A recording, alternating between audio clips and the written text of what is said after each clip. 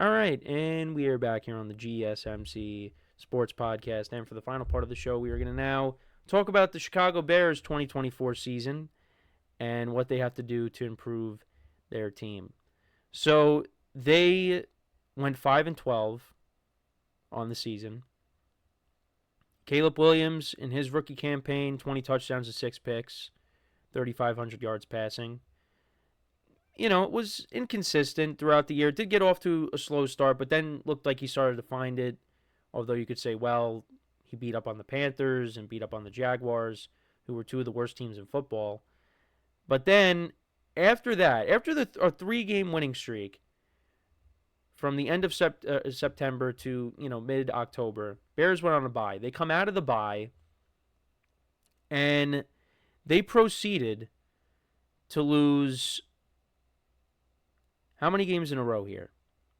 They proceeded to lose 10 games in a row after that. So they were 4-2. 4-2 going into the bye. And you had to feel good as a Bears fan, somewhat. Caleb Williams is coming off of his best game. This was the international game against Jacksonville. 4 touchdowns, 1 pick Caleb Williams had. DeAndre Swift was running the ball. It looked like the Bears found something. But then they come out of the bye and they lose that heartbreaker to the Commanders in late October on the Hail Mary, 18-15. Then they got beat up by the Cardinals. They only put up 3 points against the Patriots.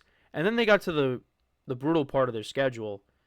But against their divisional opponents, at least the first time around, because then they got destroyed by the Lions and the Vikings, but then they ended up beating the Packers in Lambeau the final week of the regular season. But they were competitive in their first meetings with their divisional opponents, but then the 49ers, Vikings, and Lions, really beat them up. But if you got to remember though, the Thanksgiving game against the Lions was the final straw for Matt Eberflus. This was it for him. If the Bears didn't have a good year, he was going to be gone, and that's what ended up happening.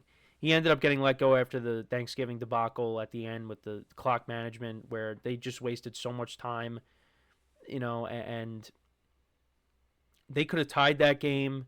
They could have went into overtime, and who knows what could have happened, but that was the final straw, and the defense kind of just fell apart. Then they lose 6-3 at home in that ugly Thursday night game against the Seahawks, and then they beat the Packers in Lambeau on that game-winning field goal. Didn't get blocked this time. But yeah, they had some heartbreaking losses. You had the overtime loss to the Vikings. You had the Thanksgiving loss, which, bad clock management. The blocked field goal at the end against the Packers the first time. The Hail Mary by the Commanders.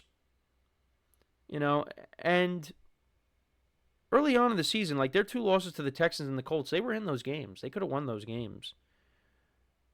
But, yeah, it was definitely a rough first year for the Bears with Caleb Williams. DeAndre Swift, he was decent, 959 yards rushing and 6 touchdowns. The receivers, DJ Moore had 966 receiving yards and 6 touchdowns. Keenan Allen had 7. Rome Odunze had 3. Cole Kmet had 4. But the biggest problem with the Bears, well, coaching was an issue, but you also had play calling. They let go of Shane Waldron, the offensive coordinator. Changed that up. But the offensive line was the major issue. Caleb Williams was, I believe he turned out to be the most sacked quarterback in the NFL. And one stat that I thought I did save, maybe I didn't save it on here. I might have saved it on my my Instagram account. So I guess maybe I didn't. I thought I had I could have swore that I had something. Oh wait, actually here it is. So Caleb Williams was sacked 68 times in 2024, which is tied for the 3rd most all time, 16 more than any other quarterback in the NFL in 2024. 68 times. Now, you could say that Part of the problem was held on to the ball too long. And I would agree. But still, the offensive line was not very good. Now, what the Bears have done, Matt Eberflus is gone, Ben Johnson is in, and I think that offense is going to be very good next year. But they also did add 2 interior offensive linemen, one from the Rams and one from the Chiefs. They got Jonah Jackson. They acquired him and only had to give up a 6th-round pick in this upcoming draft. And then they also acquired Joe Thuney from the Kansas City Chiefs, who's a solid interior offensive lineman who was playing tackle in the Super Bowl. They acquired him for a 2026 4th-round pick. So the Bears are making some good moves. They are trying to protect their quarterback. And don't be surprised if we see them go into this draft and with their first pick they take a tackle. Or they just take an offensive lineman in general. Because the defense is solid. Now, they could maybe take an edge rusher. They want to pair up Montez Sweat with someone. Secondary, you got Jalen Johnson as one of your corners. The Bears, looking at their cap space, they do have a decent amount of cap space. They have they got a little over $50 million in cap space. So they could definitely make some moves. They could definitely restructure some contracts for some guys. I think offensive line is going to be a key area to address. And then, maybe they take an edge rusher. Maybe you take someone in the secondary. But offensive line, I think that's maybe where the Bears end up going. Because you got to protect your own quarterback. And I think Ben Johnson is a good fit for the Bears. This is a job that he wanted. And there's a ton of playmakers on this team. They had a disappointing year. But it was kind of interesting how the defense really just fell apart after they let go of Matt Eberflus. Because Matt Eberflus, that shows he could coach a good defense. And, with the Cowboys, I think, that was a good pickup for them. Because when they got rid of Matt Eberflus, look at some of these scores. 38-13 against the 49ers.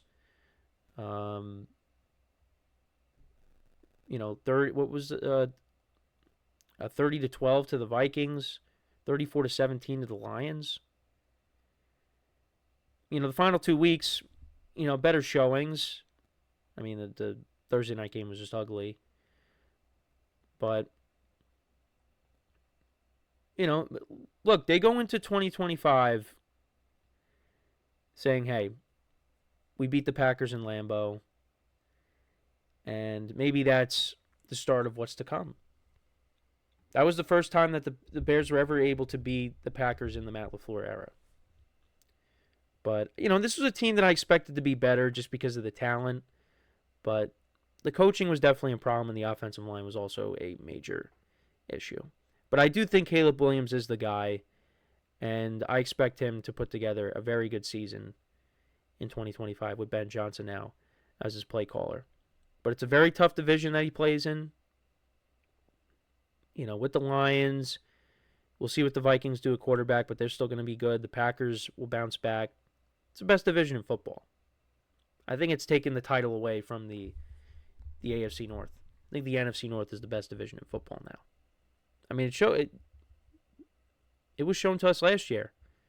3 teams making the playoffs. Now, the 3 teams that made the playoffs did not win a playoff game. But I still think it was the best division in football. So, we'll see what the Bears do. There may be some defensive players they could add in free agency. We'll see. But offensive line, I think, is something that they could address in the draft. Now they already are ahead of the game by, making a couple of trades to get some offensive linemen. Now I think maybe, you use your top pick to go and get one. Get a tackle or something. Who's running back, you're set, quarterback, receiver. Maybe you take a receiver in the later rounds. But, I think you're kind of set there. So, actually, running back, not necessarily. Not necessarily. DeAndre Swift, they gave him a contract, but, maybe you draft one, to be behind him. I mean, they have Roshan Johnson, but I don't know. We'll see what they could potentially do. But that is pretty much it for the show for today. Thank you guys for tuning in. Make sure to check out all the other shows as well. Make sure to subscribe to our channels. Make sure to check us out wherever you get your podcasts, Spotify, Apple Podcasts. Yeah, we'll be back again tomorrow. Make sure to leave a like and comment on the video. And until next time, I'm Kenneth Grunfelder signing off from the GSMC Sports Podcast brought to you by the GSMC Sports Network. Have a good day, and I will talk to you guys tomorrow. Take care.